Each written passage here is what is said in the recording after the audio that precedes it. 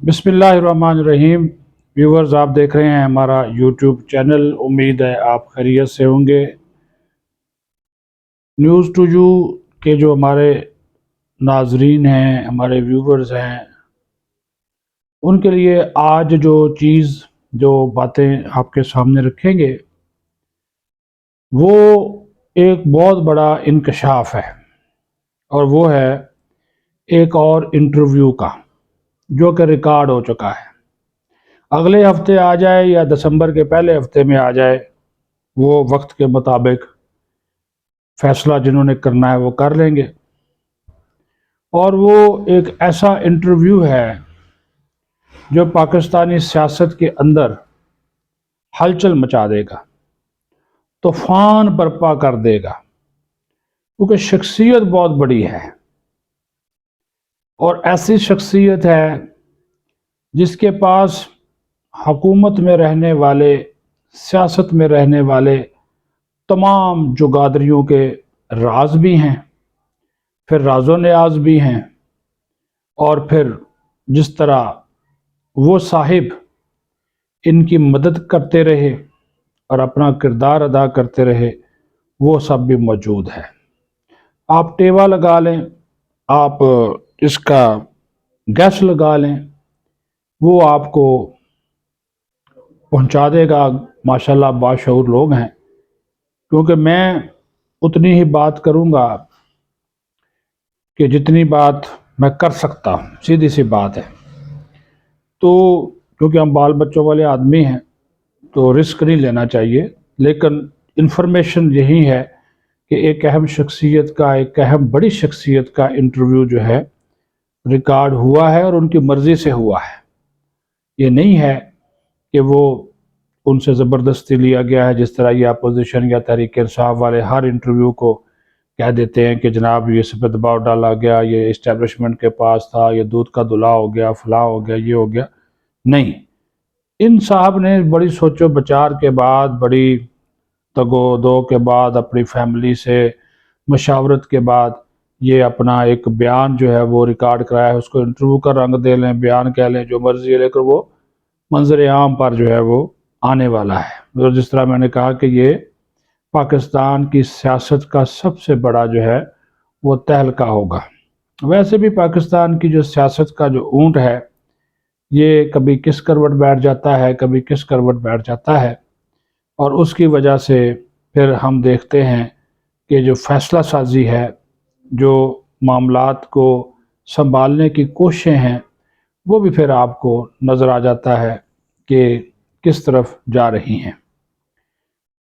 अभी तो एक चीज़ बहुत क्लियर हो गई कि आम इंतखाबात 8 फरवरी 2024 को अगर होते हैं, क्योंकि इसके ऊपर भी खदशात और तहफ़्फ़ुज़ात जो हैं वो मौजूद हैं। गोया कि जो इलेक्शन कमीशन है, उन्होंने वाज़े तौर पर यह कह दिया कि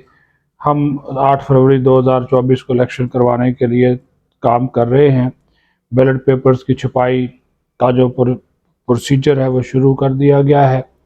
और साथ ही साथ फिर जो प्रिंटिंग कॉरपोरेशन और पाकिस्तान पोस्ट फाउंडेशन, उनको ये टारगेट दिया गया है कि वो इनकी अशात करें। फिर जो ये हल्का बंदियों के ऊपर जो एतराज़ात का सिलसिला है, ये मुकम्मल हो जाएगा, और फिर दिसंबर में शेड्यूल का भी अनाउंस कर दिया जाएगा बाकायदा तौर पे। अब दूसरा हिस्सा जो है हमारे प्रोग्राम का, वो दोबारा मियां नवाज शरीफ की सियासत के इर्द गिर्द घूमता है। मियां नवाज शरीफ मरी में हैं, और आज जो उन्होंने वही अपनी जो लीगल टीम है उसके साथ कोई मुलाकातें वगैरह की हैं केसेस के हवाले से, क्योंकि वो ज़ाती जो तौर पे भी जो ज़्यादा से ज़्यादा अपनी जो तबीयत है, अपनी सेहत है, उसको भी फोकस कर रहे हैं। और अब एक प्लान किया जा रहा है कि वो अपने जलसे जुलूसों का जो सिलसिला है वो कहाँ से शुरू करें।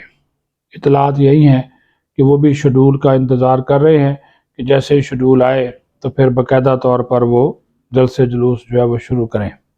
लेकिन उससे पहले नून लीग जो है वो हर जगह के ऊपर अलाइनमेंट जो है वो अपनी ठीक कर रही है। खैबर पख्तूनख्वा में नाराज़ लोगों को मनाया गया, اور دیگر جماعتوں کے لوگوں کو پارٹی میں شامل کیا گیا، جس طرح آج پیپلز پارٹی کے سابق سینیٹر تھے وقار احمد خان، یہ مرحوم سینیٹر گلزار احمد خان کے بیٹے ہیں، وہ آج اپنے ساتھیوں سمیت مسلم لیگ نون میں شامل ہو گئے ہیں پیپلز پارٹی کو چھوڑ کر۔ اسی طرح سندھ میں بھی کچھ لوگ، اور سندھ میں تو لوگ ایم کیو ایم چھوڑ کے پیپلز پارٹی میں جا رہے ہیں، کچھ لوگ جو ہیں وہ کہا جا رہا ہے کہ وہ جوائن کریں گے مسلم لیگ نون کو، اور سندھ میں مسلم لیگ نون جو ہے وہ اتحاد بنانے جا رہی ہے J U F A, M Q M اور جی ڈی اے سے یا فنکشنل لیگ سے۔ اس کے اوپر بھی میاں نواز شریف کو روزانہ کی بنیاد کے اوپر جو رپورٹس ہیں وہ دی جا رہی ہیں، تو وہ بھی اپنی جو ایک سلسلہ ہے اپنی انتخابی مہم کا، اس کو وہ آگے جو ہے وہ بڑھا رہے ہیں۔ یہ بھی ایک بڑا جو بات ہے وہ کر لی گئی اس حوالے سے بھی۔ ابھی جو آخری حصہ ہے اس میں ہم اگر بات کریں عطا خاور مانیکا کی جو انٹرویو آیا ہے اس کے اوپر ان کی بیشنگ بہت ہو رہی ہے، ان کی ٹرولنگ ہو رہی ہے، اور ہمارے جو یوتھیے بھائی ہیں وہ جناب گالم گلوچ کا جو بازار ہے جس طرح وہ گرم کرتے ہیں وہ انہوں نے گرم کیا ہوا ہے، دشنام ترازی، اور پھر اس کے اوپر وہ باتیں کر رہے ہیں۔ لیکن جو خاور مانیکا کو کہہ رہے ہیں کہ ان کو کوئی کلین چٹ جس انٹرویو کے بعد دی گئی ہے وہ ان کو نہیں دی گئی، ان کے خلاف جو اینٹی کرپشن میں کیس ہے اس کی جو تحقیقات کا جو سلسلہ ہے وہ جاری رہے گا، اور ان کے خلاف یہ تحقیقات منطقی انجام تک پہنچائی جائیں گی، کیونکہ کل بھی میں نے کہا تھا کہ جو ادارے تحقیقات کر رہے ہیں، جو تفتیش کر رہے ہیں، ان کا یہ کہنا ہے کہ خاور مانیکا کی یہ بات بالکل غلط ہے کہ عمران خان کی حکومت میں آنے کے بعد انہوں نے کوئی جو مالی فائدہ ہے، سیاسی فائدہ ہے وہ نہیں اٹھایا، اور ان کے بیٹوں کو جو ہے وہ احسن جمیل گجر یا فرا گوگی وہ لوگ آفٹر کر رہے تھے، ایسا نہیں ہے۔ بہت سے معاملات کے اوپر ان کی جو آڈیوز ہیں، ان کی جو ویڈیوز ہیں، دفاتر میں جا کر لوگوں کو دمکانا، ان سے کام نکلوانا، پیسے جمع کرنا، کروڑ سے ارب پتی بننا، وہ اس میں سارے کا سارا شامل ہے، وہ بری زبان نہیں ہے۔ تو ان کو وہ جو کہتے ہیں جی میں اس میں سرخرو ہوں گا، وہ سرخرو تبھی ہوں گے جب وہ انویسٹیگیشن میں اپنے آپ کو کلیئر کرائیں گے۔ جب تک وہ اس میں انویسٹیگیشن میں کلیئر نہیں کراتے، کیس تو چل رہا ہے، تو ایک انٹرویو دے کر جس کے نے عمران خان کو بھی پریشان کیا ہے، پنکی پیرنی کو بھی کیا ہے، لیکن ان کی جان چھوڑتی ہوئی ہمیں نظر نہیں آتی، کیونکہ ان کے اوپر متعدد کیسز ہیں، اور سارے کے سارے جو کیسز ہیں وہ کرپشن کے کیسز ہیں۔ تو اس سے آپ اندازہ لگا سکتے ہیں کہ جو خاور مانیکا انٹرویوز دے کر خود کی جان چھڑانے کی کوشش کر رہا تھا، وہ جان ان کی نہیں جو ہے وہ چھوٹنے والی، اور ان کو جو ہے وہ اس تمام تر صورتحال کا سامنا کرنا پڑے گا۔